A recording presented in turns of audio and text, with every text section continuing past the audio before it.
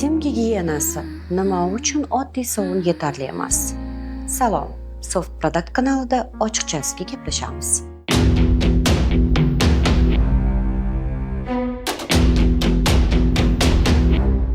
Men har kuni dush qabul qilaman. Shuning o'zi menga kifoya deb o'ylaymiz. Ammo bu noto'g'ri ekanligini tushuntirib beraman. Bu podkast ayollar va erkaklar uchun foydali. Chunki intim sog'liq umumiy sog'liqning bir qismidir. pH balansi nima? pH bu kislotalik darajasini o'lchaydigan ko'rsatkich. 0 dan 14 gacha. 7 neytral. 7 dan past kislotalik, 7 dan yuqori ishqorli hisoblanadi. Ayollarning intim zonasining pH darajasi odatda 3,5 dan 4,5 gacha bo'ladi. Bu tabiiy himoya, zararli bakteriyalarni o'sishiga yo'l qo'ymaydi. Endi erkaklarda esa ayollarnikiga nisbatan teri pH darajasi biroz farq qiladi. U 4,5 dan 5,5 gacha bo'ladi. Endi esa muhim savol.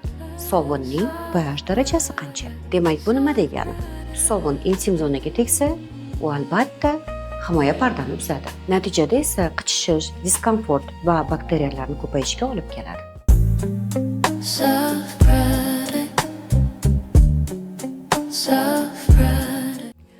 Oddiy sovun va intim gel.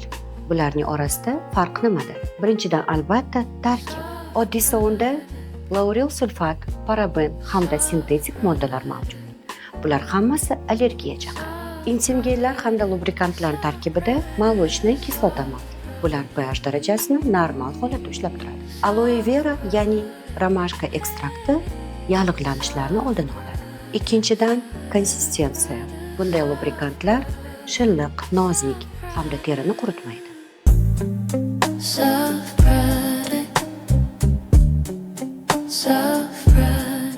Kunlik parvarish. Keling, endi kunlik parvarish hamda to'g'ri odatlar haqida gaplashaylik. Dush qabul qilganingizda issiq suvdan emas, iliq suvdan foydalaning. Chunki issiq suv tabiiy yog'larni yuvib yuboradi. Dushdan chiqqandan so'ng yumshoq sochiq bilan mayin artining. Ishqalamang. Oddiy paxtali kiyimlar kiying. U terini nafas oldiradi. Har kuni intim dezodorantlar ishlatish tabiiy florani buzadi. Spirtli tozalash vositalaridan umuman foydalanmang. Bu juda ham zararli. Demak, xulosa qilamiz. Intim zona kunlik to'g'ri parvarish talab qiladi. Sovun bu yo'l emas. Intim gel esa hashamat emas. Bu investitsiya.